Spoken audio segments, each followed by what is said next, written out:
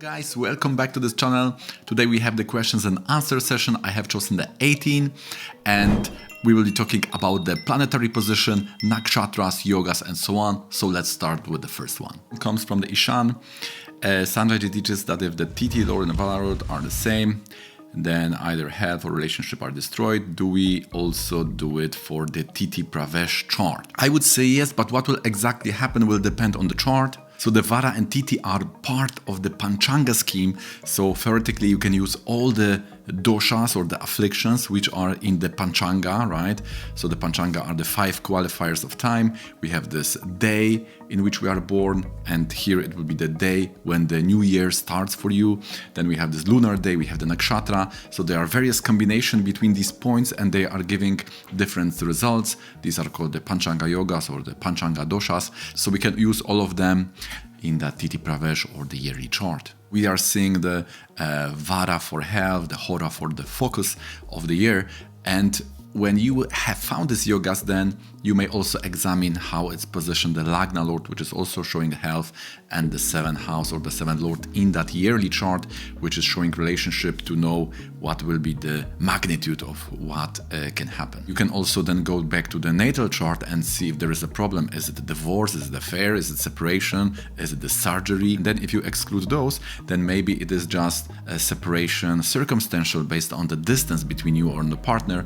Or, for example, it may show that there is some health concern for your partner, but emotionally there is no disruption. And the second question is from Marganita. What is the interpretation to be given when the parivartana is between the nakshatras? And there are different types of parivartana, and this all of them are showing the both exchange, and this is the strongest type of yoga or connection between the planets. When the parivartana occurs on the nakshatra or the navamsha level, we are calling the sukshma, and sukshma means the subtle. So the nakshatra parivartana is all about the community and association, so we are analyzing this from the moon. It is said to be a Chandra blessing, which is given by Shiva, and this may also influence your longevity. Important thing, yes, there is some change, transformation, but also you may see that on the social level or the community level, there is also a yoga between these two planets, so this may add some information to your analysis. The next question is from the SB. How does the healing of Satabisha differ from the healing of the nakshatra of Ashvini? So Satabisha is Rahu based, the Ashvini is Ketu based, so there is some difference. And also if you talk about the career, then it's important to see your karma tara, which is the 10th nakshatra from your moon's nakshatra. You know that the Ashvini Kumaras, they are very strongly connected to Ayurveda, so the Ashvini nakshatra is related to that. Satabisha is very much related to healing, but if it's moon nakshatra, then it may not be restricted to your profession. It's just your must not be ability, but your focus or interest. Moon in Swati, also based on the nakshatra Tara, can also give such direction. So when you have moon in Satabisha, then your karma is Ardra. Ardra means dealing with the pain, because the symbol is the teardrop. And if you have such placement, then you may be good for remedies. Also, you may be good listener, and people may go to you when they are in such situation. Could be also good for astrologers then, and especially the Jupiter in Satabisha can bring such ability. They say that moon in Satabisha also gives the power of the black pearl, and it is like 100 lights, and this is opposite to Leo, therefore it is getting that symbolism. If negative, because it's loaded by Varuna or the Devata is so, then it may show drowning also, because the symbol or the Astra, the weapon of Varuna, is the noose. And you need to see the Vishakanya yoga if you have this anything in that nakshatra, because it's a part of this Vishakanya yoga, which is basically can be restricted to a toxic type of relationship in your life. Brihad nakshatra also says that this nakshatra can give you the overseas travel. Ashvini are the doctors, they keep the body strong, which is shown by sun and moon. And interestingly, the nakshatra lord may be here the negative, because the ketu, which is the lord, is eclipsing the moon, which is showing the strength of this body. Just like Rahu can eclipse this power of Satabisha and this 100 lights. So I would say these would be the differences. You need to always see the yogas in the chart for the karmic circumstances, for whatever themes, which is shown by nakshatra, the mental themes, are presented to you as this karmic experience. Next question is from Halina Malek. Can you tell us about the Preta Badak negativity from ghosts and spirit? So Preta Badak, according to our tradition, is a close topic with the Drishti Badak, which is the evil eye, and something which is abhichara. This is like a black magic. This time this is not taken seriously in the medicine, but this may give an explanation to some hard to diagnose or cure either diseases or problems in our life. Because the Badaka is always showing something which is agantuka external and adrishya which is not visible. So it is hard to diagnose. This problem may come to us like out of blue. We don't know what is the source, why they are happening in our life. This is the difference between the Parashara Trimshamsa and Venkatesha Trimshamsa, which is showing more this traditional type of medicine. So the Preta Badak is when Gulika or Ketu are related to the Badaka. And all the yogas related to these planets will show the situation of this ghosts or pisacha present there. And then based on that yoga, we can also see how this will manifest in our life in different ways. With Mars and Ketu, this can give something sudden attacks and so on. With Saturn Rahu, may show some prolonged suffering and so on. Also important thing to see that if Ketu is exalted or very strong, then this will not give such problems in life. So that is the exception. And then we have question from Shyamavala Badas. What combination indicates left-handed person? So some say this is related to left or right side of the brain. So I don't have a really working rule for this. Maybe they are, maybe someone had did research on this, but Venus, Jupiter are controlling these parts of the brain. So probably some point will have to do with these left and right groups of planets, especially the Venus and Jupiter. And the next question is from Dr. Gaurav Singhal. How to see big real estate and what are the yogas that never fail in astrology? Very interesting one. So for the big houses, we see the 4th house related to Venus or Moon, or 4th related to 5th, or somehow related to strong planets. So in D1 in the main chart and in D4 the chart of properties, these yogas have to be there if you want to enjoy the big house.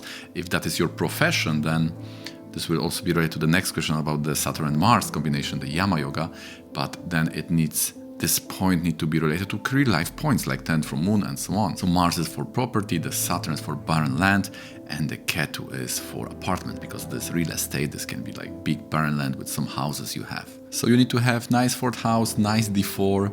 I have few examples for that, so maybe in the future we will do a video on this topic. So yogas will never fail. They are yogas on different levels, the Charakara, the Lordship, the Naisargika Karaka. So you always need to check these with the other points, otherwise it can be restricted to various levels and manifestation. For example, if you have the Dharma Karma Dipati Yoga or the Parampara Yoga, like 4th with 5th Lord, or the 9th house, the Dharma Karma Dipati Yoga with the 10th, but they are not supported by the rest of the chart, by the planets, the Karakas, then it may not really touch some areas of your life. I cannot speak a lot because this is a bit advanced. It's also part of this second year of Jaimini, so we are quite restricted when it comes to this topic of the Raja Yoga, because this is the year of the Raja Yoga. The next question is from SB. If all planets occupy 1st, 4th, 7th, 10 and 9 houses, does it show any particular yoga? So there are many types of such position, Nabhas Yoga. One of them is Dala Yoga, like a Sarpa Yoga, when you have at least 3 malefic in the Kendra houses. And there are also 22 Parashara Yoga. For example, there is the Shrinad Yoga, when the 7th house becomes the central house for this. So this is taught in the 5th year of Parashara course. These are all good houses. For example, you have Lakshmi Yoga, which is related to the 9th house. If you have benefics, then it gives you a lot of freedom. The Sharpa Yoga may create manifestation on 2 levels. On the mental level, it can make you addicted to something, can give you a wild mind. On the level of society, it may give you a problem with support. Whenever you are looking, you want to get help, you may see there are some closed doors. If a benefic is then in Kendra, this may break this, and you may be then like a Prahlad, surrounded by the demons, or it can make you a person who is good fighting with some kind of enmity, or usually showing nice person which is in a bad situation, surrounded by some challenges he must overcome in life. Next question is from Thiarasuki. What is the meaning of a Ketu and Venus at the exact same degree? So I will just talk about the Ketu Venus yoga. This is denoting the Tapashvi. This is part of Tapashvi, especially with the Saturn. We have the full Tapashvi yoga. We also had a video on this. So if you are into this, then you may want to consider watching this video here. So without Ketu or Venus, this may bring strong sexuality, which may be a problem for affairs. Also, we'll be talking about this in the next question. Ketu and Venus can bring a good Jyotishi, so good astrologers will usually have this yoga, and also this can bring the modeling, like we said in the last video, right? So that is very much depending on the chart in which direction this yoga can channelize.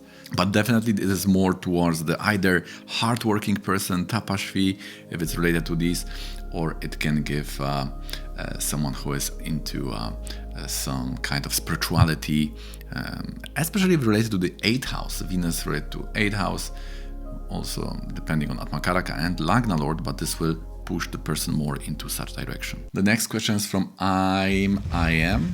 First Lord, retrograde in the 3rd, 6th, 8 or 12, especially with malefic or with the nodes. So First Lord in the 3rd house, this indicates the demand yoga, which is giving the intelligence, courage. The person likes to go out of the comfort zone, it's very much self-reliant. Similarly, Lagna Lord in the 6th house. But for Dushan, especially the cognitive skills may be hampered, especially with the malefic and especially with the nodes. So then we have this cognitive challenges like ADHD, Asperger's or autism and so on. With this yoga, especially the thought patterns may not be the best. So the psychology, cognitive psychology may be of use of John Burns. For example, if you will write your thoughts and then you will see those cognitive errors like this all or nothing attitude, the mental filter attitude, too much generalization, too much jumping to conclusions, and so on. And this thought pattern can bring you into depressive mood.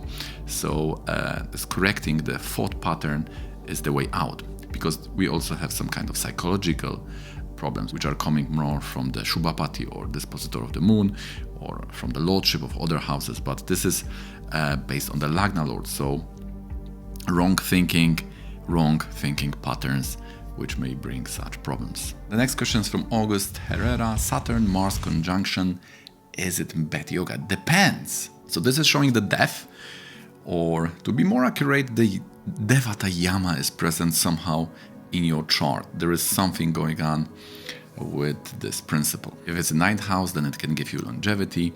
If it's related to the wealth, you can be a property dealer. You can have to do something with astrology or anything related with serious diseases. You can be a surgeon, you can be a physician, and a judge also is possible with this yoga. All astrologers, mystics, and recently I even had an example of a person who is working in the hotel industry, but also he's earning from funerals. And he, as you can guess, has Saturn Mars in the 5th house, related to 10th house from Moon. Moon in the Cancer, 10th Lord is a Mars.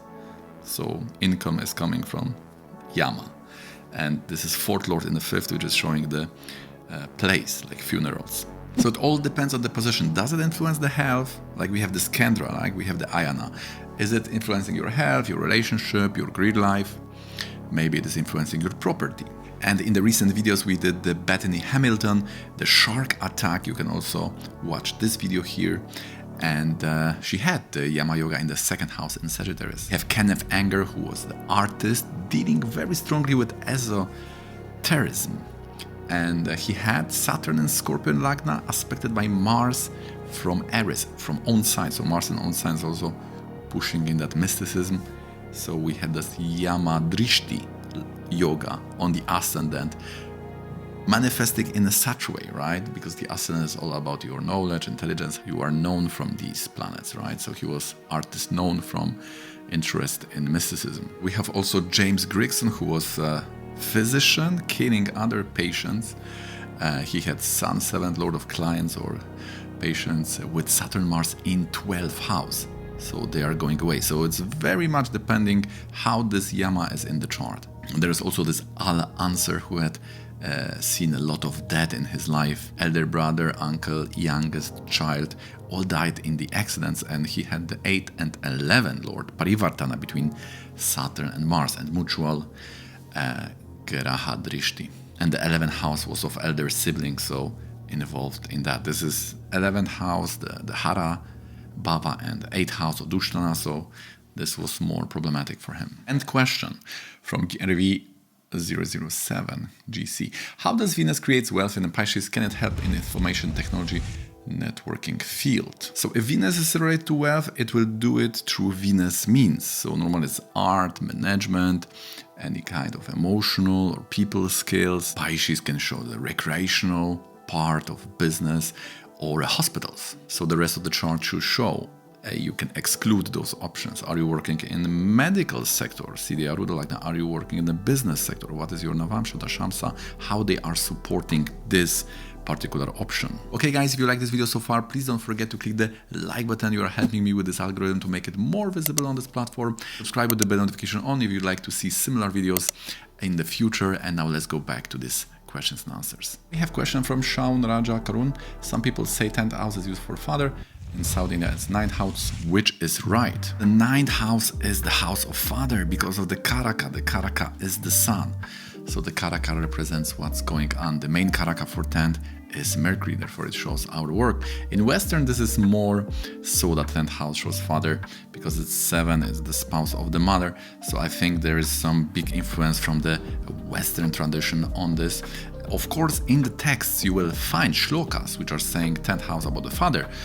For example, very well known 4th and 10 malefics are bringing troubles to father. Even in the Brihad Parashara Shastra, we have this shloka, but this is based on the house from the 9th house and the Bhavad Bhavam principle. So same as for 6 and 12 for the mother. If you have malefics there, it can bring problem to mother.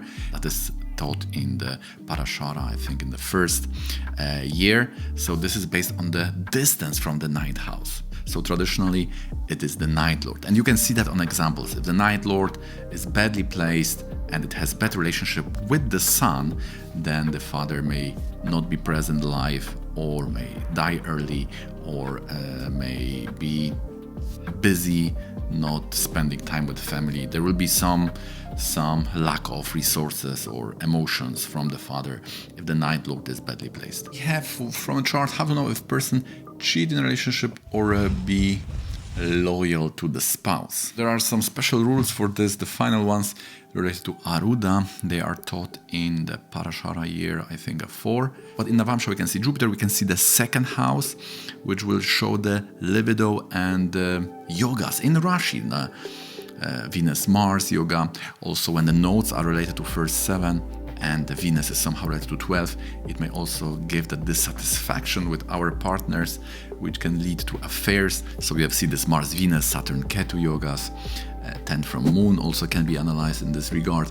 And there are many causes or sources to this dissatisfaction or this affairs, why the person is going into affairs.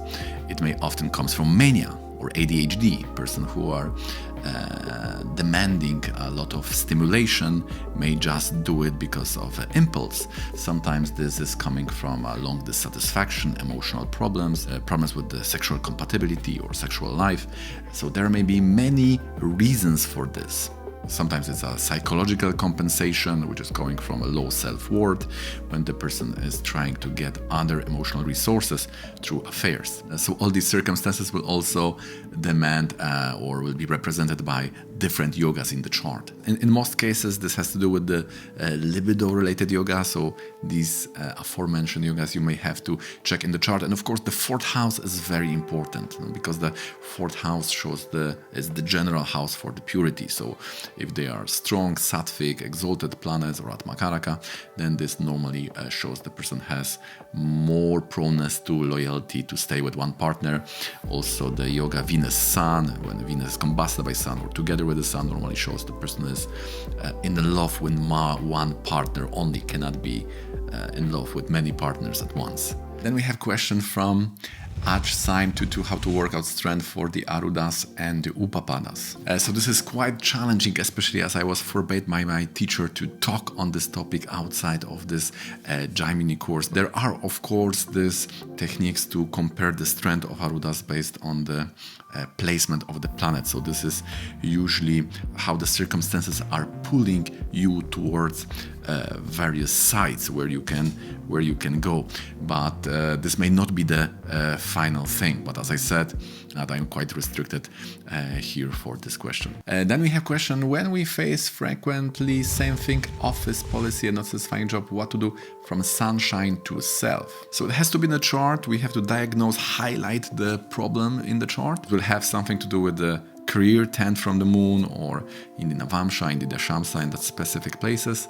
Sometimes the problem may be outside of your career life. For example, you may be a people pleaser, and this will involve also your career life dealing with people, but also other, like relationship or even health.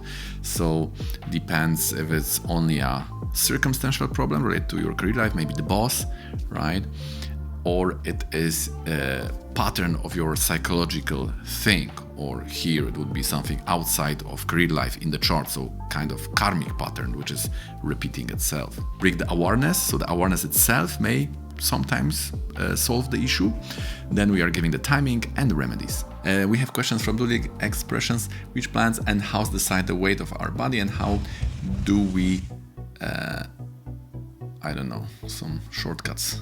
So this is tricky. The standard way, the appearance is normally shown by ascendants or various points, first house from various points, but then you may have this hormonal changes. Second house when afflicted by Mercury, you see the second house from Lagna, ascendant Lord and Aruda Lagna. If Mercury afflicted is there, you may be overweight due to the additional circumstances or some health challenges.